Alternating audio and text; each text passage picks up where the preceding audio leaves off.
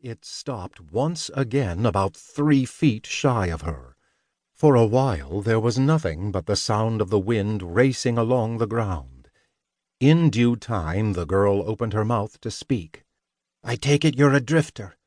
You a hunter?" Her tone was defiant and full of daring, and yet also a touch worn. The rider sat on his horse but made no answer. She couldn't see his face very well because he had a wide-brimmed traveler's hat low over his eyes and was covered from the nose down by a scarf.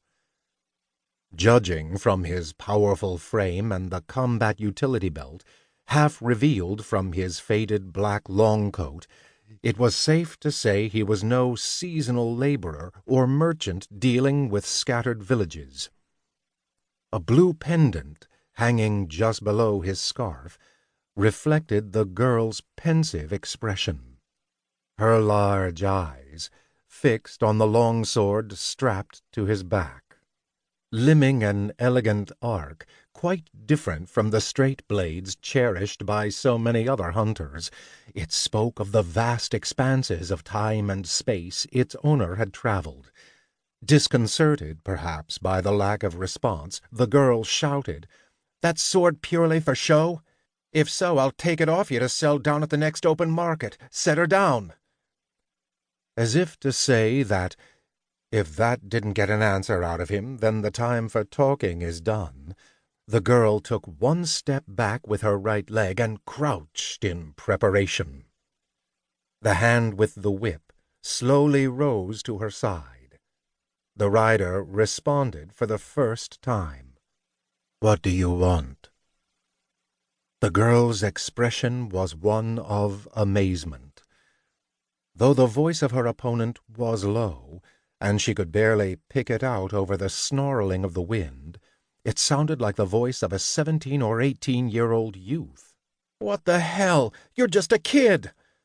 "Well, I'm still not going to show you any mercy. Show me what you've got."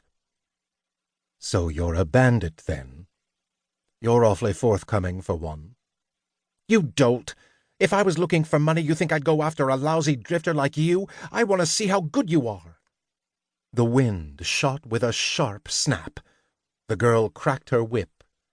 It didn't look like she was doing any more than playing it out lightly with her wrist, but the whip twisted time and again like an ominous black serpent in the light of the setting sun. "Here I come. If you fancy some good eatin' in the village of Ransilva, you'll have to go through me first." The youth remained motionless atop his mount. He didn't reach for his sword or for his combat belt. What's more, when the girl saw how nonchalant he remained when challenged to battle by a good-looking young lady who gave no reasons but showered him with a murderous gaze, a tinge of consternation rushed into her expression. Letting out a rasp of breath, the girl struck with her whip. The weapon was made from intertwined werewolf bristles painstakingly tanned over 3 long months, with applications of animal fat. A direct hit from it would sunder flesh. "What the—" The girl leapt back. Her expression changed. Her whip was supposed to strike the youth's left shoulder, but for some reason, just at the instant she saw it hit him, the whip changed direction and shot instead for her own left shoulder.